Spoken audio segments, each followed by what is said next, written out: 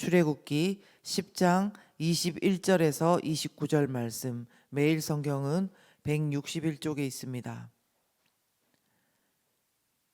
함께 읽겠습니다. 여호와께서 모세에게 이르시되 하늘을 향하여 내 손을 내밀어 애굽 땅 위에 흑암이 있게 하라. 곧 더듬을 만한 흑암이리라.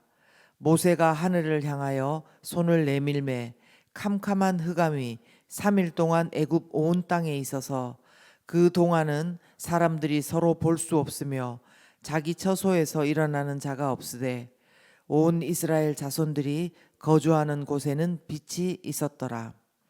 바로가 모세를 불러서 이르되 너희는 가서 여호와를 섬기되 너희의 양과 소는 머물러 두고 너희 어린 것들은 너희와 함께 갈지니라. 모세가 이르되 왕이라도 우리 하나님 여호와께 드릴 제사와 번제물을 우리에게 주어야 하겠고 우리의 가축도 우리와 함께 가고 한 마리도 남길 수 없으니 이는 우리가 그 중에서 가져다가 우리 하나님 여호와를 섬길 것임이며 또 우리가 거기에 이르기까지는 어떤 것으로 여호와를 섬길든지 알지 못함이니이다 하나 여호와께서 바로의 마음을 완악하게 하셨으므로 그들 보내기를 기뻐하지 아니하고 바로가 모세에게 이르되 너는 나를 떠나가고 스스로 삼가 다시 내 얼굴을 보지 말라. 네가 내 얼굴을 보는 날에는 죽으리라. 모세가 이르되 당신이 말씀하신 대로 내가 다시는 당신의 얼굴을 보지 아니하리이다.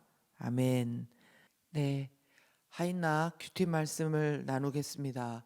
오늘은 10가지 재앙 중에 마지막 장자의 죽음에 대한 재앙을 제외한 9번째 재앙의 모습입니다. 바로 이스라엘 자손들이 거주하는 곳에는 빛을, 애굽 땅 위에는 3일 동안 흑암이 있게 하는 재앙이었습니다. 이것은 애굽 사람들이 숭배하는 태양신 레라고도 하고 라라고도 하는 그 태양신에 대한 하나님의 심판입니다.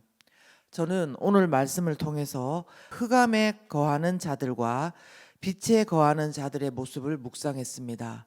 흑암에 거하는 자들과 빛에 거하는 자들의 모습을 묵상했습니다. 하나님께서는 모세에게 네 손을 내밀어서 애굽 땅 위에 흑암이 있게 하라고 명하셨습니다. 이에 모세가 하나님의 말씀대로 했을 때 애굽 온 땅에 더듬을 만한 흑암이 있었다고 말씀합니다. 즉 눈이 먼 사람이 앞으로 나가기 위해서 길을 더듬더듬 하는 그런 길 찾는 것 같은 그런 짙은 어둠이 며칠 동안요? 3일 동안이나 있어서 그들은 그동안 서로 쳐다볼 수도 없고 자기 처소에서 일어나는 자도 없었다는 것입니다. 그런데 그곳과는 반대로 이스라엘 자손들에게 자손이 있는 곳에는 빛이 있었다. 이렇게 성경이 대조하여서 기록하고 있습니다. 한 하늘 아래에 애굽 사람들은 완전히 보이지 않는 그런 세상을 사는데 또 이스라엘 자손들은 빛 가운데 있다. 이것은 참 특별한 일입니다. 우리가 이런 것은 본 적이 있죠. 지역적으로 이쪽은 비가 오는데 이쪽은 캄캄한데 바로 옆은 햇빛이 쨍쨍할 수는 있는 겁니다. 그런데 사람과 민족을 가려서 흑암과 빛이 있는 것은 정말 일상적인 일이 아닌 것입니다. 그렇죠? 이 일은 그냥 기이한 자연 현상 정도가 아니라 그 다음에 있을 10번째 심판, 장자의 죽음에 관한 심상치 않은 전조 현상이었습니다. 죽음과 온 나라의 슬픔을 예고하는 그런 현상이었다는 거죠. 또한 이것은 그들의 영적인 상태, 즉 하나님의 관계를 나타내는 것이기도 했습니다. 태양신 라가 아니라 하나님께서 당신의 백성들을 빛 가운데 거하게 하셨습니다. 반면에 태양신을 섬기는 애굽 사람들에게는 하나님께서 그들의 영적 상태를 흑암 가운데 두셨다는 것입니다. 그것도 더듬을 만한 짙은 흑암의 상태라는 것입니다. 자신들은 나는 눈을 잘 뜨고 있는데 나는 그래도 잘 보고 있는데 말하겠지만 그들의 영적 상태는 말씀 그대로 서로가 어떤지 쳐다보고 알아볼 수도 없고 자기 처소에서조차 일어설 수 없는 방황과 불안 속에서 분별이 깜깜한 그런 상태라는 것입니다. 여러분, 이 말씀을 보면서 그 전에 예수님 믿기 전에 우리의 상태가 생각나지 않습니까? 아니면 또 혹시 우리의 자녀 가운데 또한 배우자 가운데 또 우리 교우들을 이런 상황 가운데 놓여 있는 분들이 생각나지 않습니까? 우리가 그들이 좋은 학교, 좋은 직장 그렇게 다닌다고 흑암에 그들은 있지 않다 이렇게 섣불리 결론 지어서 그렇게 되어서는 안 됩니다. 왜요? 영적인 흑암의 상태는 오히려 가장 빛나 보이는 이들이 겪고 있는 어려움일 수가 있는 것입니다. 그러나 반대로 세상적인 가치관으로는 좀 모자라 보이고 지금은 아닌 것 같고 그렇게 하는 지체가 있습니까? 그러나 그분들 가운데는 어쩌면 우리의 보기와는 다르게 그들이 하나님 안에서 매일매일 빛 가운데 거하는 자들일 수 있다는 것입니다. 이처럼 영적인 상태는 다시 말해서 하나님과의 관계는 보이는 것이 다가 아니기 때문에 우리는 말씀을 읽을 때, 들을 때, 그리고 묵상할 때 만약에 우리 가운데 짚어지는 것이 있다면 그것들을 놓치지 말고 기록하면서 기도할 필요가 있는 것입니다. 여러분, 그러나 더 나아가서 우리가 다른 사람들이 흑암에 있는지 그리고 빛에 거하는지 그것만 묵상하고 기도해서 끝내서는 안 됩니다. 그럼 어떻게 해야 됩니까? 하나님께서는 다른 사람의 모습만 보고 그들을 위해 기도하라고만 우리에게 말씀하시지는 않습니다. 우리가 매일의 큐티를 통해서 그리고 성경 통독을 통해서 하나님께서 우리에게 깨닫기를 원하는 것은 하나님의 말씀의 빛이 우리 자아 깊숙한 곳까지 비추어지는 것일 거라고 저는 믿습니다. 이것이 우리의 중요한 기도 제목이 되어야 하는 것입니다. 그래서 저는 오늘 본문 가운데 빛에 거하는 백성들, 그냥 빛에 거한다 이렇게 끝나고 있지만 그 빛에 거하는 백성들에게도 말씀하고 계시는 하나님을 묵상했습니다. 빛에 거하는 백성들에게도 말씀하고 계시는 하나님. 하나님께서 이스라엘 백성들과 애굽 사람들을 구별해서 재앙을 베푼 것은 지금이 처음이 아닙니다. 네 번째 파리 재앙부터 하나님께서는 그들과 이스라엘 백성들을 어떻게 해서든지 여러 가지 방법으로 구별하셨습니다. 이번에도 하나님께서는 당신의 백성들을 정확하게 구별하셨습니다. 한쪽은 흑암, 한쪽은 빛으로 말입니다. 그런데 그게 끝이 아니라 반복된 이 구별은 무슨 뜻이냐 하면은 바로에게 그리고 애굽 사람들에게도 하나님이 어떤 분이신지 알려주시려고 하지만 특별히 무엇보다도 당신의 백성들인 이스라엘 백성들에게도 그동안 노예로 살아왔던 그들에게 하나님의 백성으로서의 자존감과 정체성이 무엇인지 알려주고 계신다는 것입니다. 하나님께서 너와 그리고 너희의 조상과의 언약을 기억하고 지금 너희를 기억하고 이렇게 구별하고 있다고. 내가 돌보는 백성이 바로 너희라고. 너희는 그냥 노예가 아니라 내가 지금 이렇게 구별해서 너희들을 돌보는 것을 너희가 알아라고 이렇게 말씀하고 있다는 것입니다.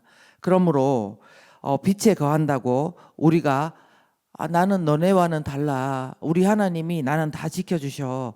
이렇게 하면서 그냥 우리가 성급하게 샴페인을 터뜨리지는 말아야 되는 것입니다. 오히려 하나님께서 지금 당신의 백성들을 구별하면서 그들에게 지금 배울 기회를 주고 계시다는 것을 우리가 알아야 합니다. 이때 우리가 제대로 배우지 못하면 나중에 다시 경험을 해야 할 경우도 생깁니다. 여러분들 아시죠? 이스라엘 백성들이 출애굽하고 난 다음에 광야에서 어떤 고생을 한지 아실 것입니다. 그때 정말 너무나 정신이 없어서 이리 가고 저리 가고 그런 것이 아니라 우리 가운데 하나님께서 말씀을 통해서 알려주신 이런 때에 우리가 정말 분명히 하나님의 백성으로 나를 기억하고 계시고 붙들고 계시는구나. 내가 앞으로 그리고 평생 동안 의지할 분이 그리고 따라갈 분이 바로 이 하나님이시구나. 그것을 우리가 배워야 된다는 것입니다. 그럴 때 광야에서 물이 없어 고생하고 광야에서 예배를 잘못 드리다가 죽고 그런 일이 있어도 그 가운데도 하나님을 신뢰하고 따르는 자들이 있었습니다. 나는 예수님을 믿으니까 빛에 거하는 자라고 우리가 가볍게 지나가지 말고 말씀에 비치는 내 모습을 봅시다. 그동안의 힘듦이 말씀 속에 해석이 되고 위로가 되고 정말 감사한 일입니다. 근데 우리는 여기서 조금 더 나가야 됩니다. 여러분, 흑암에 거한다고 다 나쁜 것은 아니에요. 무슨 말이냐면 좋은 것도 있거든요. 이를테면 제가 눈이 나쁜데 그 전에 제가 아기 키우고 그렇게 할 때에 제가 안경 꼈지 않습니까? 근데 그 안경을 벗고 제가 모든 것들을 하는 걸 좋아했어요. 왜 그러냐면 제 눈이 안 보이면 불편할 것 같지만 주변이 약간 어둠침침하면서 집안에 먼지도 안 보이고 더러운 때국물도 안 보이고 손자국 난 것들도 안 보이고 심지어는 아늑하게 느껴질 때도 있는 것입니다. 근데 안경을 딱 끼는 순간 어떻습니까? 먼지가 돌아다니는 것이 다 보이고요. 솔직히 좀 외면하고 싶을 때도 있었던 거죠. 이게 바로 흑암에 거하는 자의 낙이고 함정인 것입니다. 그래서 간혹 빛 가운데 거하는 빛의 자녀들 중에 늘 우리가 이렇게 말씀 중에 보이는 내 죄, 그리고 기도 가운데 찬양 가운데 들킨 것 같은 내 안에 먼지나 손자국들을 보기가 힘들어서 오히려 흑암에 거하는 자들을 부러워하고 내가 차라리 흑암에 거하는 게 낫지 않냐 이렇게 여기는 사람들도 있다는 것입니다. 그러나 여러분 아시죠? 아무 자극 없이 내 눈에만 안 보인다고 내 감각에만 안 걸린다고 그것이 진짜 괜찮은 것이 아니지 않습니까? 하나님의 말씀의 빛이 우리 자아 깊숙이 비치면 그동안 우리가 고생하던 오래된 그 내 문제의 뿌리가 보일 수도 있는 것입니다. 그것이 제거되면 그것이 정말 복인 것입니다. 여러분 그렇게 동의하시죠? 네. 두렵고 힘듭니다. 그렇지만 이 시간은 우리에게 와야 됩니다. 왜냐하면 그것은 하나님께서 우리를 향한 또 다른 차원의 사랑이 시작되는 것이기 때문에 그렇습니다. 우리가 이 시간 함께 기도할 때에요. 지금 우리 여기 있는 우리 이 말씀을 듣는 우리 가운데 진짜 간절하게 구해야 될 것, 하나님의 말씀의 빛이 우리 자아 깊숙이 비춰지기를 기도해야 됩니다. 구원받았으니까 예수님 믿으니까 나는 됐다. 된 건 맞지만 말씀의 빛 가운데서 깊숙이 자아의 빛이 비치면 우리의 오래된 문제, 슬퍼했던 문제, 매번 좌절하던 그 문제에서 우리는 해결받을 수 있습니다. 그것을 믿음으로 간절하게 구하는 시간 되었으면 좋겠습니다. 그리고 두 번째로 아까 말씀드렸지만 기도할 것은 지금 영적 흑암 가운데 있는 우리의 지체들 생각나십니까? 그렇다면 나만 빛에 거하는 것이 아니라 그들도 영적인 흑암 가운데서 벗어나 빛 가운데로 나올 수 있도록 해달라고 그들의 얼굴을 떠올리면서 이 시간 함께 기도하겠습니다. 그렇습니다. 사랑하는 하나님, 우리 가운데 구원받은 기쁨이 얼마나 큰지 모릅니다. 하나님의 백성이 되고 우리가 빛에 거하고 얼마나 기쁜 일이지만 그럼에도 불구하고 우리의 삶 가운데 믿음의 경주를 하는 데에 우리는 지치고 쓰러지고 넘어질 때가 너무나 많습니다. 하나님의 말씀이 도대체 우리에게 무엇을 말하는지 우리가 더 알아야 될 줄 압니다. 그럼에도 불구하고 그것이 마음대로 되지 않고 어렵고 어떻게 봐야 되는지 우리는 늘 고민에 빠집니다. 하나님 우리를 불쌍히 여겨주셔서 하나님의 말씀의 빛이 우리 자아 깊숙이 비춰질 수 있도록 간절하게 소원하오니 역사하여 주시옵소서. 그리고 오래된 우리의 문제의 뿌리가 드러나고 뽑아져 나오는 그 은혜를 우리가 믿음으로 간구합니다. 하나님 우리 가운데 그렇게 역사하여 주셔서 우리 자신 안에 있던 그 문제들, 그리고 우리 가정 가운데 있는 피눈물 나는 그 문제들이 하나님의 말씀 가운데서 그 말씀을 붙들고 기도하면서 해결되어지고 또한 하나님 안에 영광이 되어지기를 간절히 소원합니다. 또한 영적 어둠 가운데 있는 지체들, 위해서 함께 기도할 수 있도록 도와주옵소서.